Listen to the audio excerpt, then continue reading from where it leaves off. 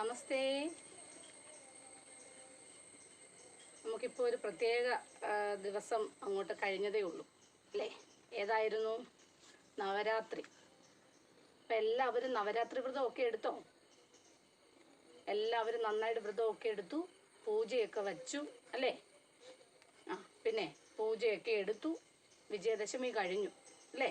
പൂജ എടുത്ത് 2-3 ദിവസം നമ്മൾ പഠിത്തമൊന്നുമില്ല, എഴുത്തൊന്നും ഇല്ലായിരുന്നു. നമ്മൾ ഹാപ്പി ആയിരുന്നു. അമ്മമാർ നമ്മളോട് പഠിക്കാൻ പോലും പറയത്തില്ല അല്ലേ? വർഷത്തിൽ അങ്ങനെ 2-3 ദിവസം നമുക്കൊരു റിലാക്സേഷൻ കിട്ടുന്നുണ്ട്. പക്ഷേ അത് അതിനു വേണ്ടിയാണോ? അല്ല. നമ്മൾ ഇത്രയും നാൾ നമ്മൾ പഠിക്കുന്ന പുസ്തകങ്ങളൊക്കെ സരസ്വതി ദേവിയുടെ മുമ്പിൽ പൂജയ്ക്കായിട്ട് വെച്ചിരിക്കുക അല്ലേ?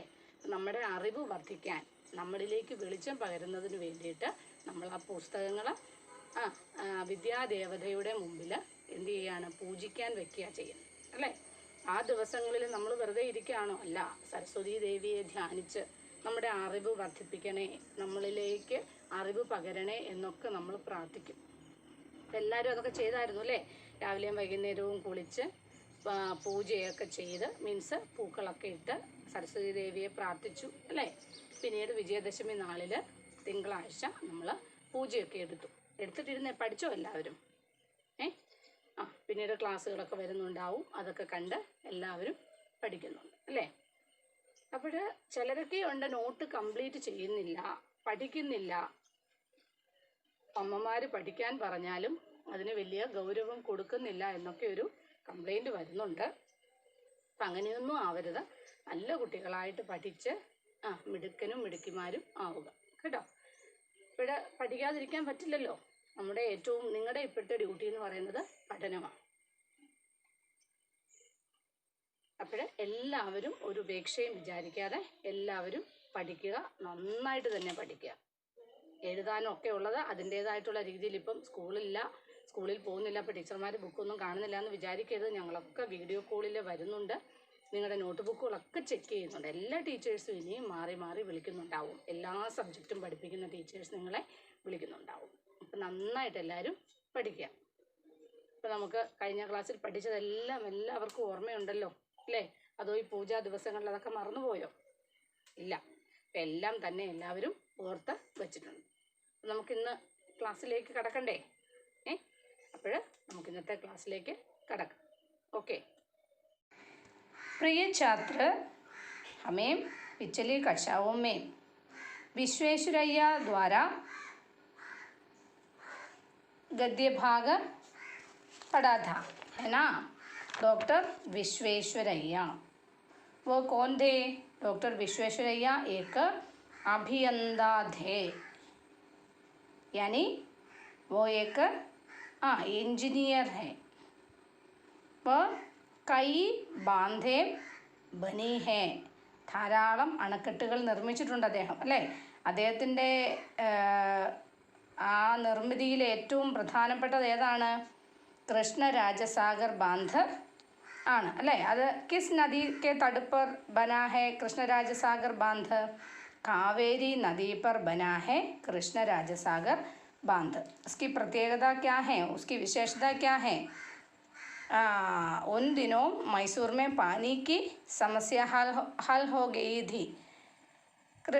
डॉक्टर विश्वेश्वरैया द्वारा निर्मित कृष्णराजसागर बांध द्वारा 1 लाख से भी अधिक भूमि पर सिंचाई होने लगी. तभी मैसूर की पानी की समस्या हल हो गई. അപ്പോൾ അത്രയുമാണ് നമ്മൾ കഴിഞ്ഞ ക്ലാസ്സിൽ പഠിച്ചത് അല്ലേ?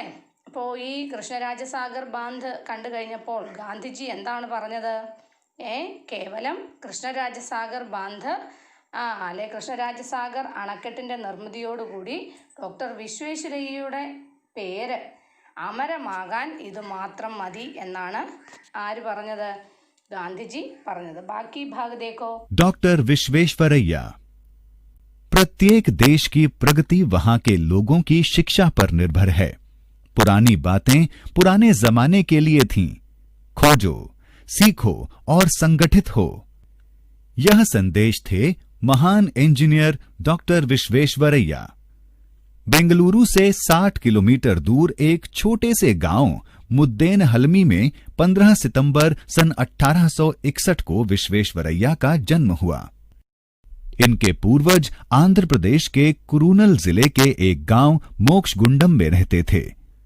बाद में विश्वेश्वरैया के पिता मोक्षगुंडम श्रीनिवास शास्त्री मैसूर राज्य में आ गए। परंपरा के अनुसार विश्वेश्वरैया के नाम में भी मोक्षगुंडम जोड़ दिया गया। अब विश्वेश्वरैया का पूरा नाम हो गया मोक्षगुंडम विश्वेश्वरैया। विश्वेश्वरैया का बचपन कठिनाइयों में बीता।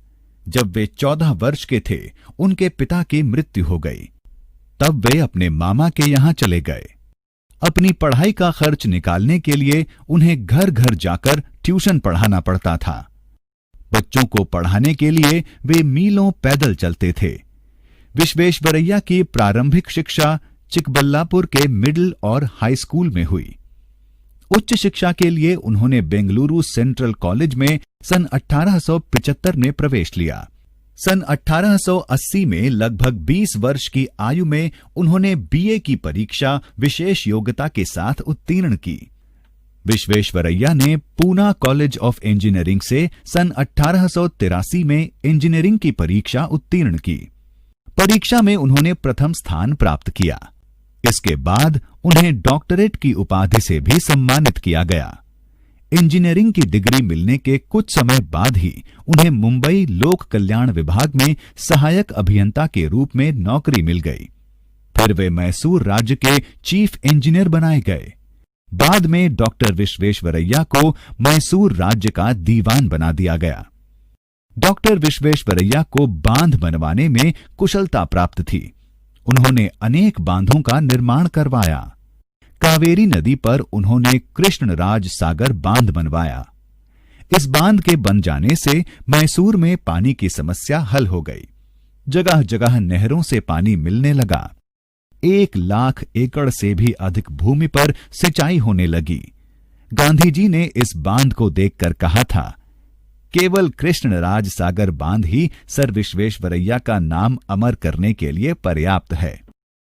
कृष्णराज सागर बांध के पास ही उन्होंने वृंदावन गार्डन बनवाया, जो अपनी सुंदरता के लिए प्रसिद्ध है। सुंदर महकते फूलों और रंग बिरंगे फव्वारों की छटा देखते ही बनती है। चांदनी रात में तो यह स्वर्ग सा लगता है। भारत सरकार ने उन्हें उनके अभूतपूर्व योगदान के लिए सर्वोच्च सम्मान भारत रत्न से सम्मानित किया और उनके जन्म दिवस को अभियांत्रिक दिवस का नाम दिया। हम प्रतिवर्ष 15 सितंबर को अभियांत्रिक दिवस के रूप में मनाते हैं। कृष्णराज सागर बांध के पास ही उन्होंने वृंदावन गार्डन बनवाया, जो अपनी सुंदरता के लिए प्रसिद्ध है। അതായത് കൃഷ്ണരാജസാഗർ ബാന്ധിൻ്റെ അടുത്ത് തന്നെ അതിൻ്റെ സമീപത്തായിട്ട് അദ്ദേഹം എന്ത് നിർമ്മിച്ചു? വൃന്ദാവൻ ഗാർഡൻ നിർമ്മിച്ചു, അല്ലേ? നമുക്കറിയാം, മൈസൂർ എന്ന് കേൾക്കുമ്പോഴേ നമ്മുടെ മനസ്സിലേക്ക് ഓടി വരുന്നത് മൈസൂർ വൃന്ദാവൻ ഗാർഡൻ ആണ്, അല്ലേ? അപ്പോൾ അതിൻ്റെ സമീപത്തായി തന്നെ അദ്ദേഹം വൃന്ദാവൻ ഗാർഡൻ നിർമ്മിച്ചു. അതും വളരെയധികം ഫേമസ് ആയി. सुंदर महकते फूलों और रंग बिरंगे फव्वारों की छटा देखते ही बनती है. ഇതെന്ന് പറയുന്നത് എന്താണ്? വളരെ നമ്മുടെ മനം മടുപ്പിക്കുന്ന സുഗന്ധത്തോടു കൂടിയതും വളരെ മനോഹരമായ പലതരത്തിലുള്ള ക്വാറികൾ, അല്ലേ? പല തരത്തിലുള്ള നല്ല ഇങ്ങനെ അറേഞ്ച് ചെയ്തിരിക്കുക, ഓരോ ചെടിയെ ഓരോ ലൈനായിട്ട് ഇങ്ങനെ അറേഞ്ച് ചെയ്തിരിക്കുന്ന വിധത്തിലാണ് അവിടെ വൃന്ദാവൻ ഗാർഡൻ നിർമ്മിച്ചിരിക്കുന്നത്. അതിൻ്റെ നടുവിലായിട്ട് ഫൗണ്ടനൊക്കെ ഉണ്ടല്ലേ. ചാന്ദിനി രാത്മേം തോ യഹ സ്വർഗ് സാ ലഗ്താ ഹേ. അതായത് നമുക്കറിയാം, നിലാവുള്ള രാത്രിയിൽ ഈ വൃന്ദാവൻ ഗാർഡൻ സ്വർഗത്തെ പോലെ മനോഹരമാണ് കാണാൻ എന്നാണ് പറയുന്നത്. അത്രയ്ക്ക് മനോഹരമായിട്ടുള്ള പല നിറത്തിലുള്ള പൂക്കളും മരങ്ങളും ചെടികളും ഒക്കെ കൊണ്ട് സുന്ദരമാക്കിയാണ് വൃന്ദാവൻ ഗാർഡൻ്റെ നിർമ്മാണം. भारत सरकार ने उन्हें उनके अभूतपूर्व योगदान के लिए सर्वोच्च सम्मान भारत रत्न से सम्मानित किया. കണ്ടോ, ഇന്ത്യൻ സർക്കാർ, ഇന്ത്യൻ ഗവൺമെൻറ് എന്ത് ചെയ്യുന്നറിയാമോ? അദ്ദേഹത്തിൻ്റെ ഈ അത്ഭുതപൂർണമായ, എന്നുവെച്ചാൽ വളരെ റെയറായിട്ട് മാത്രമുള്ള ഈ അദ്ദേഹത്തിൻ്റെ ആ ഒരു പ്രവൃത്തിക്ക് സർവോच्च സമ്മാനം ഏറ്റവും ഉയർന്ന പദവിയായ ഭാരതരത്ന എന്ന അവാർഡ് കൊടുത്ത് ഇന്ത്യ ഗവൺമെൻറ് അദ്ദേഹത്തെ ആദരിച്ചു. കണ്ടോ? और उनके जन्मदिवस को अभियांत्रिक दिवस का नाम दिया. കണ്ടോ? അദ്ദേഹത്തിൻ്റെ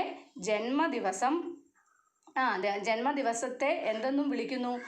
എൻജിനീയേഴ്സ് ഡേ ആയിട്ടും ആഘോഷിക്കുന്നു. നമുക്കറിയാം ആരുടെ ജന്മദിനമാണ് ടീച്ചേഴ്സ് ഡേ ആയിട്ട് ആഘോഷിക്കുന്നത്? ഡോക്ടർ രാധാകൃഷ്ണൻ്റെ അല്ലേ?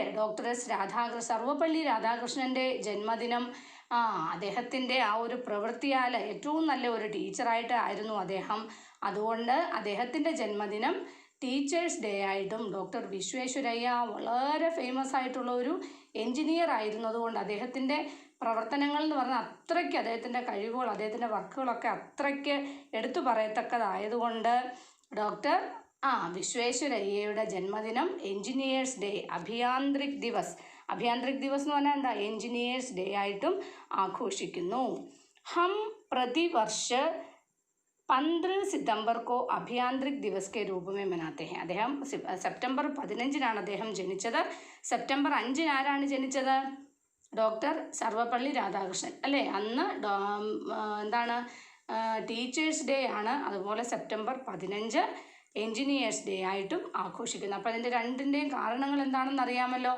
എന്തുകൊണ്ടാണ് സെപ്റ്റംബർ 5 ടീച്ചേഴ്സ് ഡേ ആയിട്ട് ആഘോഷിക്കുന്നത്? ഡോക്ടർ സർവപ്പള്ളി രാധാകൃഷ്ണൻ ഒരു നല്ല ബെസ്റ്റ് ടീച്ചറായിരുന്നു. അദ്ദേഹത്തിന് പല പദവിയിൽ അദ്ദേഹത്തിന് ജോലി ലഭിച്ചുവെങ്കിലും അതിലൊക്കെ ഉപരി അദ്ദേഹം ഒരു നല്ല ടീച്ചർ എന്നറിയപ്പെടാനായിരുന്നു ആഗ്രഹിച്ചിരുന്നത്. അദ്ദേഹത്തിൻ്റെ ആഗ്രഹപ്രകാരമാണ് അദ്ദേഹത്തിൻ്റെ ജന്മദിവസമായ സെപ്റ്റംബർ 5 എന്തായിട്ട് ആഘോഷിക്കുന്നത്? ടീച്ചേഴ്സ് ഡേ ആയിട്ട് ആഘോഷിക്കുന്നത്. അതുപോലെ തന്നെ ഏറ്റവും നല്ല ഒരു എൻജിനീയർ ആയിരുന്ന ഡോക്ടർ വിശ്വേശ്വരയ്യ, രണ്ടും പേരും അങ്ങോട്ടും ഇങ്ങോട്ടും മാറിപ്പോകരുത്. ടീച്ചേഴ്സ് ഡേ ഡോക്ടർ എസ് രാധാകൃഷ്ണനും പിന്നെ എൻജിനീയേഴ്സ് ഡേ ഡോക്ടർ വിശ്വേശ്വരയ്യയുമാണ്. അദ്ദേഹത്തിൻ്റെ ജന്മദിനം സെപ്റ്റംബർ 15 അതുകൊണ്ട് സെപ്റ്റംബർ 15 പ്രത്യേകത എന്താണ്?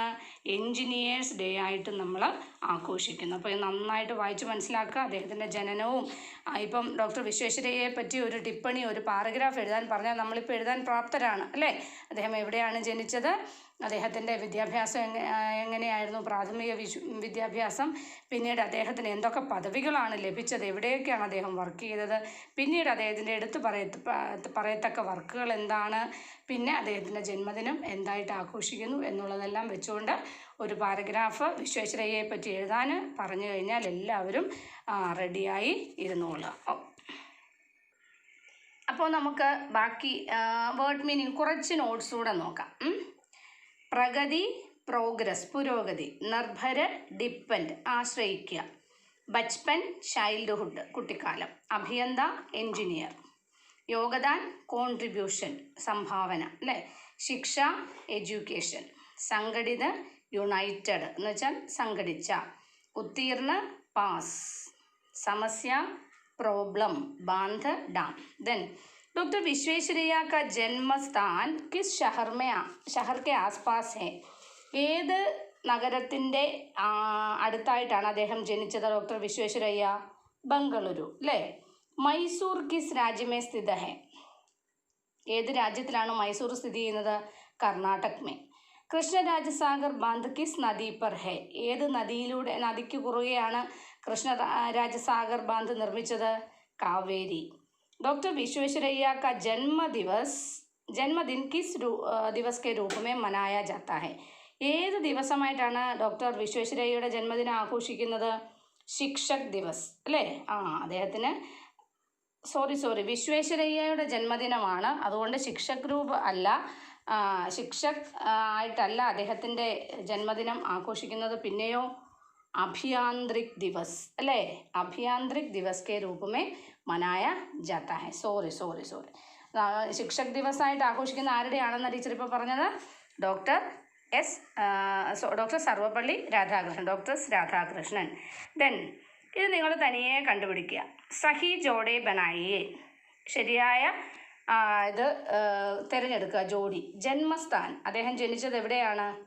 ഇവിടെ ഓരോന്നും കൊടുത്തിട്ടുണ്ട്. മുംബൈ ലോക കല്യാൺ വിഭാഗ്, ബംഗളൂരു സെൻട്രൽ കോളേജ് സെ, മുദ്ദേൻ ഹൽമി, ചിക്കബല്ലാപ്പൂർ. അദ്ദേഹം ജനിച്ചത് എവിടെയാണ്? മുദ്ദേൻ ഹൽമി, അത് വരയ്ക്കുക, എഴുതുക. പ്രാരംഭിക് ശിക്ഷ, അദ്ദേഹത്തിൻ്റെ ബേസിക് എഡ്യൂക്കേഷൻ എവിടെയായിരുന്നു? ചിക്കബല്ലാപൂർ അല്ലേ. ഉച്ചശിക്ഷ ബംഗളൂരു സെൻട്രൽ കോളേജ്. സഹായക് അഭിയാന്തിക് കെ രൂപമേം കാര്യകർത്ത, അതായത് അസിസ്റ്റൻ്റ് എഞ്ചിനീയറായിട്ട് ജോലി ചെയ്ത് എവിടെയാണ്? മുംബൈ ലോക കല്യാൺ വിഭാഗ് അല്ലേ. അതായത് മുംബൈയിലെ ലോക കല്യാൺ വിഭാഗിലാണ് അദ്ദേഹം ആരായിട്ട് എന്താണ് ജോലി നോക്കിയത്? അസിസ്റ്റൻ്റ് എഞ്ചിനീയറായിട്ട് ജോലി നോക്കിയേ. ക്വസ്റ്റ്യൻ ആൻസർ നിങ്ങളൊന്ന് ട്രൈ ചെയ്യുക. ഞാൻ അടുത്ത ദിവസം തരുന്നുണ്ടാവും, അല്ലെങ്കിൽ ഈ ക്ലാസ്സിന് പുറകെ നോട്ട് ഇടുന്നുണ്ടാവും. ഡോക്ടർ വിശ്വേശ്വരയ്യ को सर्वप्रथम किस विभाग में सहायक अभियंता की नौकरी, ഇപ്പം നമ്മൾ പറഞ്ഞതേ ഉള്ളൂ. ഏത് വിഭാഗത്തിലാണ് അദ്ദേഹത്തിന് അസിസ്റ്റൻ്റ് എഞ്ചിനീയറായിട്ട് ജോലി ലഭിച്ചത്? കൃഷ്ണരാജസാഗർ ബാന്ധ് സെ മൈസൂർ രാജ്യക്കോ ക്യാ ലാഭം പഹൂഞ്ച, കൃഷ്ണരാജസാഗർ ബാന്ധിലൂടെ മൈസൂർ രാജ്യത്തിന് എന്ത് പ്രയോജനമാണ് ലഭിച്ചത്? കൃഷ്ണരാജസാഗർ ബാന്ധ് കോ ദേഖക്കർ ഗാന്ധിജീനെ ക്യാ കഹ, ഈ കൃഷ്ണരാജസാഗർ അണക്കെട്ട് കണ്ടപ്പോൾ ഗാന്ധിജി എന്താണ് പറഞ്ഞത്? ദെൻ ഭാഷാ സെ, ഗ്രാമർ നോക്കിയേ. ആ ജമ ജ്ഞാൻ അജ്ഞാൻ ഓർ അജ്ഞാൻ, കണ്ടോ? വി ജമ ദേശ എന്താവും? വിദേശ്. സു ജമ വിചാർ സുവിചാർ, അതുപോലെ നിങ്ങൾ ഇതും എഴുതുക. പരാജയ അകാല ആജന്മ, കണ്ടോ? ഇനി നോക്കിക്കേ. ഹിന്ദി മേം അനുവാദ് കീജിയെ, ട്രാൻസ്ലേറ്റ് ഇൻ ടു ഹിന്ദി, ഹിന്ദിയിലേക്ക് ട്രാൻസ്ലേറ്റ് ചെയ്യുക. Doctor Visvesvaraya was an engineer, doctor Visvesvaraya ഒരു എഞ്ചിനീയർ ആയിരുന്നു എന്നെങ്ങനെയാണ് പറയുന്നത്? ഡോക്ടർ വിശ്വേശ്വരയ്യ एक अभियंता थे, കണ്ടോ? Then we celebrate engineers day on 15 September, हम 15 सितंबर को अभियांत्रिक दिवस के रूप में मनाते हैं. He entered in Bengaluru Central College in 1875, 1875 അദ്ദേഹം ബംഗളൂരു സെൻട്രൽ കോളേജിലേക്ക് പ്രവേശിച്ചു. उन्होंने 1875 में बेंगलुरु सेंट्रल कॉलेज में प्रवेश लिया. He was the chief engineer of Mysore state, Mysore സ്റ്റേറ്റിലെ ചീഫ് എഞ്ചിനീയർ ആയിരുന്നു. ഓ മൈസൂർ രാജ്യക്കെ മുഖ്യ അഭിയന്ത ധേ, കണ്ടോ? അപ്പോൾ ഇത്രയും കാര്യങ്ങൾ എല്ലാവരും തന്നെ നോട്ട് ബുക്കിലേക്ക് പകർത്തുക. ടെക്സ്റ്റ് ബുക്കിൽ ആദ്യം എഴുതുക, എന്നിട്ട് വേണം നോട്ട് ബുക്കിലേക്ക് പകർത്താൻ. അടുത്തത് സുലേഖാണ്, അത് നിങ്ങൾ തനിയെ എഴുതുക. എന്താണ്? हम डॉक्टर विश्वेश्वरैया का जन्मदिन अभियांत्रिक दिवस के रूप में मनाते हैं. പിന്നെ ശ്രുതലേഖ തന്നിട്ടുണ്ട്. ഏതൊക്കെയാണ് വേർഡ്സ്? മോക്ഷഗുണ്ടം, വിശ്വേശ്വരയ്യ, നിർമ്മാണ, സമസ്യ, നിയന്ത്രിത്, വൃന്ദാവൻ, अर्थव्यवस्था, अभियंता, अभूतपूर्व, अभियांत्रिक. देन चित्रों को पहचानिए और इन्हें वाक्यांशों से मिलाइए. ये कौन है? ये किसका चित्र है? ये अभियंता थे. अभियंता मीन्स എഞ്ചിനീയർ അല്ലേ. എഞ്ചിനീയർ എന്താ ചെയ്യുന്നത്? जो पुल या बांध आदि की रूपरेഖ तैयार करते हो അല്ലേ. തയ്യാർ കർത്താ ഹോ. അതുപോലെ പാലവും അണക്കെട്ട് മുതലായവയ്ക്കൊക്കെ ഡിസൈൻ കൊടുക്കുക. ദെൻ ഈ കോനെ സയൻറ്റിസ്റ്റ് ഹേ അല്ലേ. അപ്പോൾ എന്താണ് ഇതുമായിട്ട് ബന്ധപ്പെട്ട കാര്യം? ജോ വിജ്ഞാൻ സംബന്ധി പ്രയോഗകർത്ത ഓർ കർത്തി ഹോ അല്ലേ, ശാസ്ത്രപരമായ കണ്ടുപിടുത്തങ്ങൾ നടത്തുന്ന ആൾ. ദെൻ ഈ കോനെ യഹ് ഡോക്ടർ ഹേ. ഡോക്ടർ ക്യാ കർത്തേ ഹേ? ഡോക്ടർ രോഗി കാ ഇലാജ് കർത്താ ഹേ. കണ്ടോ? അപ്പോൾ അതുപോലെ ജോയിൻ ചെയ്ത് നോട്ട് ബുക്കിലും ടെക്സ്റ്റ് ബുക്കിലും ആക്കി വയ്ക്കുക. ഇത് നിങ്ങൾക്ക് ഞാനൊരു ടാസ്ക്കായിട്ട് തരികയാണ്. ഇത് നിങ്ങൾ ടാസ്ക് ചെയ്യുക. എന്താണ്? ദിവസം, വ്യക്തി, തിഥി. കണ്ടോ?